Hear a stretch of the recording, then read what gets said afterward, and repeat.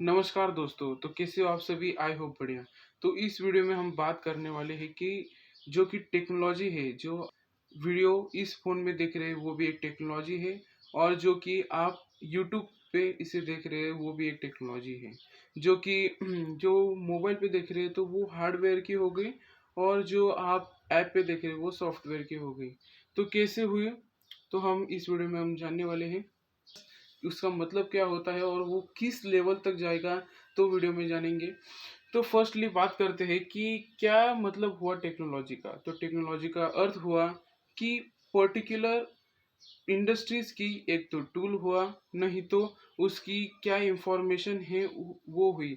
आप जब गूगल पे जाएंगे और उसके बारे में और रिसर्च करेंगे तो आपको पता चलेगा ये टेक्नोलॉजी की जो शुरुआत हुई वो हुई 18th और 19th सेंचुरी के बीच। मतलब 18 में जो लोगों का इंटरेस्ट था टेक्नोलॉजी में वो स्टार्ट हुआ, और जो अभी तक इतने टेक्नोलॉजी बात करें टायर, एक टायर भी एक टेक्नोलॉजी है और एक कंप्यूटर भी एक टेक्नोलॉजी है।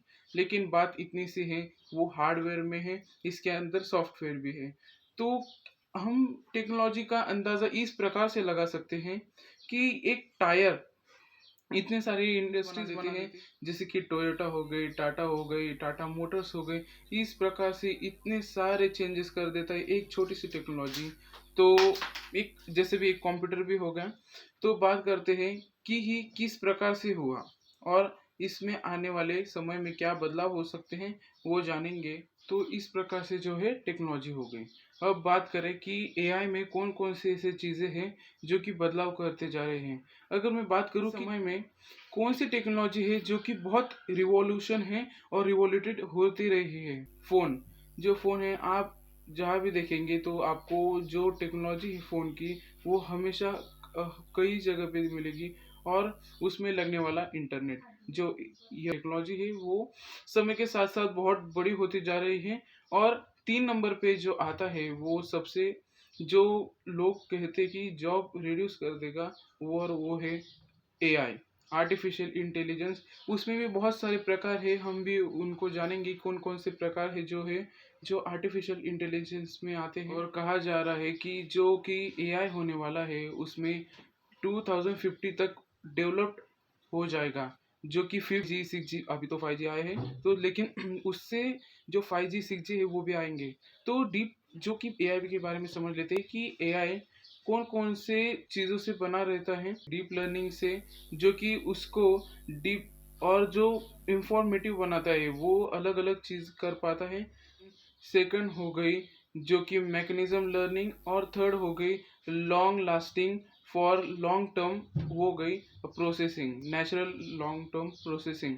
तो ये जो 3 चीज़ें हैं जो कि is the mainly things that are important for the AI. तो एआई का क्या मतलब हुआ? तो it is the simulation of the human. Human का जो कि ह्यूमन के पास जो भी चीज़ें हुई, जो कि इंसान के पास, जैसे कि क्रिएटिविटी, सोचने की क्षमता, कुछ करने की क्षमता, तो वो सभी चीज़ें जो कि एक एआई कर सकता है। तो हम उसके बारे में जानेंगे कि कौन कौन से प्रकार के एआई में स्टेजेस होते हैं। करा जा रहा है रिसर्च एआई पे, ये 19 के दशक से चला आ रहा है। तो कौन कौन से है और किस प्रकार से जो कि एआई का, वो बताता हूँ। तो एआई के मेनली फोर टाइप्स होते हैं। जो फर्स्ट टाइप हो गया जो कि है रिएक्टिव मशीन। जो रिएक्टिव मशीन का मतलब है कि वो दैट हैड नो मेमोरी, मतलब वो किसी मेमोरी का प्रयोग नहीं करता। मतलब अभी स्विच हो गया, बटन हो गया है, जो कि हम जब उसे चालू करेंगे तो चालू हो जाएगा, बंद करेंगे तो बंद हो जाएगा। इस प्रकार से जो है वो है रिएक्टिव मशीन। मशीन हो गया वो है लॉन्ग टर्म मशीन।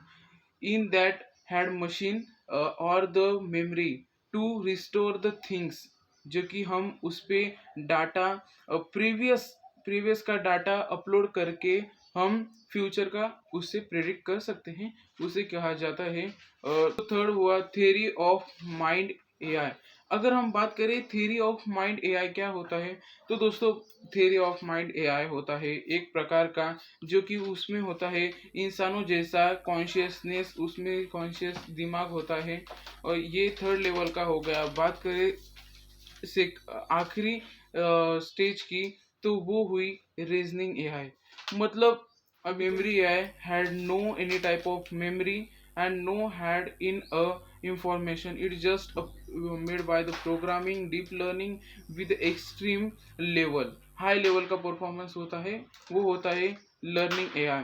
तो बात करें कि किस प्रकार की एआई चीजें कर सकता है, तो बात करूं कि डीप लर्निंग मतलब लर्निंग कौन सी भी चीजें आपको बता सकता है, सीखता है, वो अपने आप में ही सीखता है।